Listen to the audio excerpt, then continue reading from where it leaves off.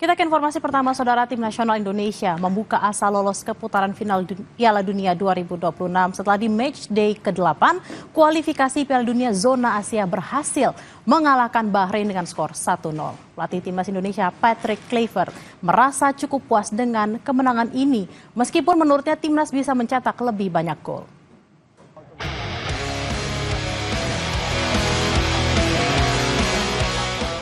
Membuka laga dengan dominan, pasukan Patrick Kluivert akhirnya sukses membobol gawang Bahrain pada menit ke-24 dalam laga Indonesia kontra Bahrain yang digelar di Stadion Utama Gelora Bung Karno Selasa malam. Umpan batang Marcelino Ferdinand dituntaskan menjadi gol oleh Romeni. Sempat saling serang, timnas mampu mempertahankan permainan hingga akhirnya mengakhiri laga dengan kemenangan 1-0. Cukup untuk menjaga peluang timnas Indonesia ke babak keempat kualifikasi Piala Dunia 2026 Zona Asia. Sang bintang laga Romeni bilang ia dedikasikan gol kepada seluruh masyarakat Indonesia.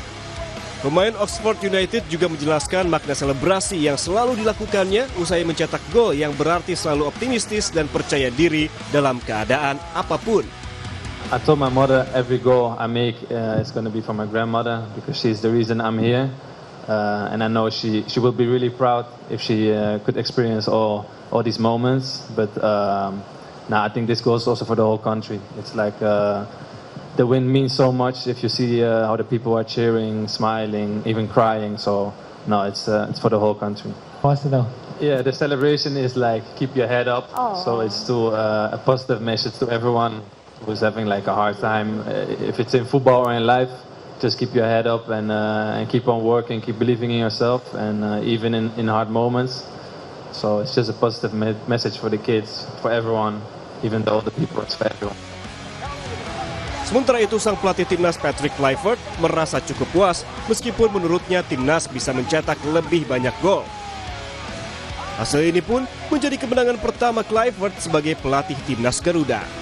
Patrick Kluivert menilai penampilan pemainnya cukup apik saat menundukkan Bahrain. Tidak ada rasa canggung meski di laga sebelumnya kalah dari Australia Kamis lalu. Dukungan puluhan ribu pendukung di GBK membuat permainan timnas Garuda berkembang. Kemenangan ini jadi suntikan motivasi berharga untuk mengejar tiket Piala Dunia menyisakan 2 laga pada Juni. Kluivert berharap penampilan terbaik dari skuad Garuda. From my point of view, this is just the beginning. Now we have more time. I know the players now even better. Looking forward, of course, already to June. So we have a little time to fix everything even better. And I'm very proud of the team. They showed their heart, and they created chances. And I see only a very bright future between everybody. Dengan kemenangan melawan Bahrain, kini Indonesia berada di posisi keempat di bawah Jepang, Australia, dan Arab Saudi. Timnas Indonesia mengoleksi 9 angka. Di grup C, baru Jepang yang sudah memastikan lolos ke putaran final Piala Dunia 2026. Selanjutnya, Indonesia harus bersiap melawan timnas Tiongkok pada 5 Juni nanti. Laga antar timnas Indonesia melawan Bahrain disaksikan langsung oleh Presiden Prabowo Subianto di Stadion Gelora Bung Karno. Presiden mengucap syukur atas kemenangan timnas Indonesia atas Bahrain dengan skor 1-0. Presiden bilang dengan kemenangan ini, timnas Indonesia masih berkesempatan maju terus di kualifikasi Piala Dunia 2026. Tim Liputan, Kompas TV.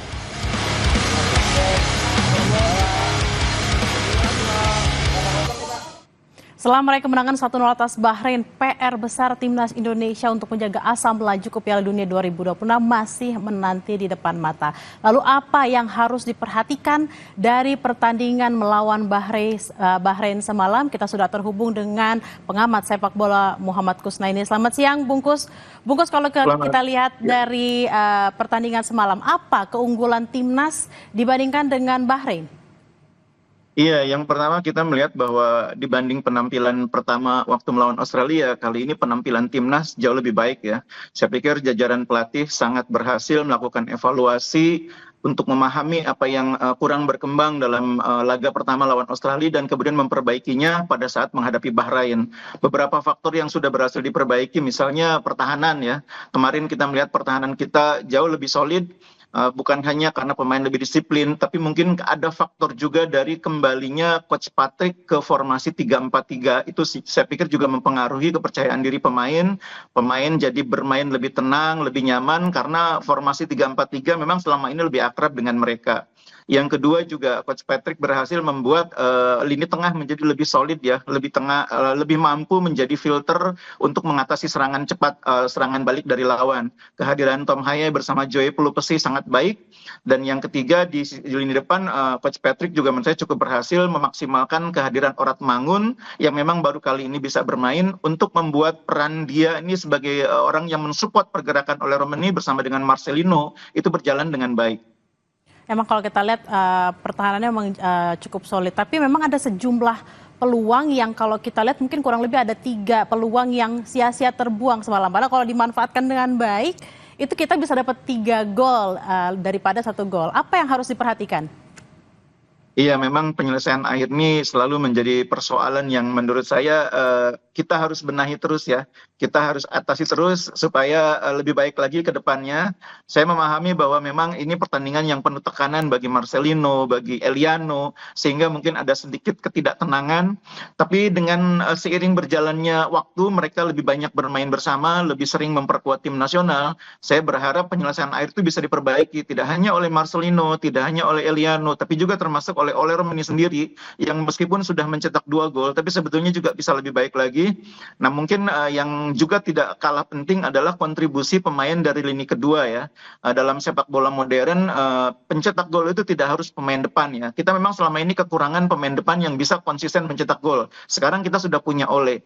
Tapi tentu Ole lama-lama juga akan diperhatikan oleh lawan, akan menjadi pemain yang diwaspadai.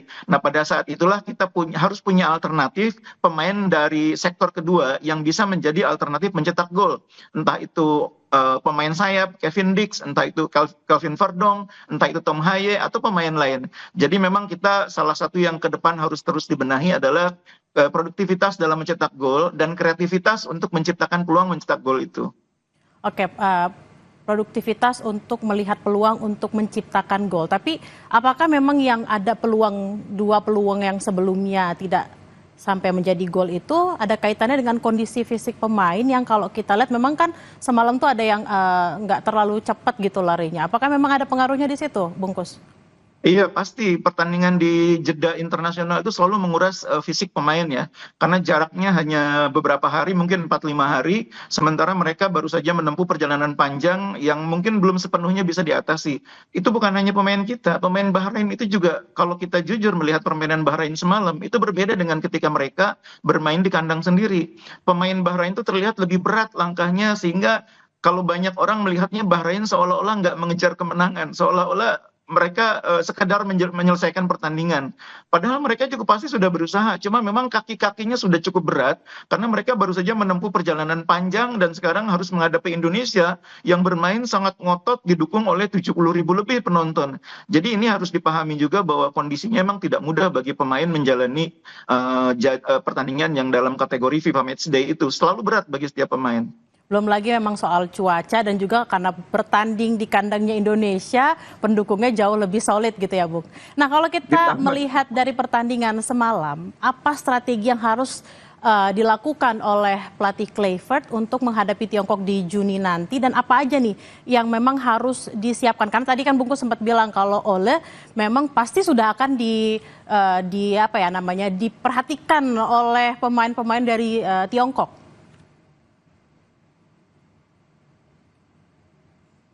Bungkus, masih tersambung dengan kami? Oke, sayang sekali tampaknya. Ya. Oke, Bungkus, masih mendengar saya? Iya, gimana? Ya, silakan Bungkus. Iya, kalau untuk Coach Patrick Kluivert, saya pikir kita sudah melihat bagaimana dia kemarin mengubah cara bermain tim dengan game plan yang berbeda dibanding ketika melawan Australia ya. Dia mengubah permainan tim kembali ke formasi 3-4-3 yang mana itu terlihat lebih nyaman buat pemain. Ini juga hal yang tidak mudah, seorang pelatih mengubah game plan, mengubah karakter bermain dia itu juga tidak mudah ya. Tapi Coach Patrick Kluivert kemarin saya pikir cukup berdamai dengan kondisi yang dihadapinya, dengan materi pemain yang dia punyai. Dia tetap berusaha memainkan sepak bola menyerang, tapi dengan keseimbangan yang lebih terjaga. Artinya bermain lebih ofensif, tapi di sisi yang lain pertahanan sekarang lebih diperhatikan. Itu terlihat dari bagaimana disiplinnya 3 pemain di lini pertahanan, bagaimana disiplinnya Joey Pelupesi. Itu menunjukkan bahwa concern terhadap pentingnya menjaga pertahanan itu sekarang lebih besar ya dibanding di laga pertama. Jadi memang sepak bola itu memang seperti itu. Tidak boleh kita terlalu asik menyerang, harus juga memperhatikan pertahanan. Sehebat apapun tim yang disebut tim yang berkarakter ofensif atau menyerang, pertahanan tetap harus diperhatikan supaya keseimbangan tetap terjaga. Itu sudah mulai terbentuk. Mudah-mudahan ini bisa jadi benchmark ini. Ke depan cara main seperti ini yang lebih seimbang bisa terus dipertahankan.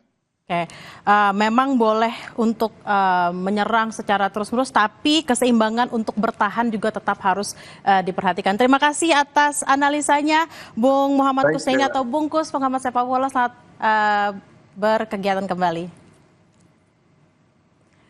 Dan informasi usai jeda saudara, jelang puncak arus mudik lebaran dari Terminal Cicahem, petugas memeriksa kelengkapan kendaraan bus yang beroperasi untuk mengangkut pemudik.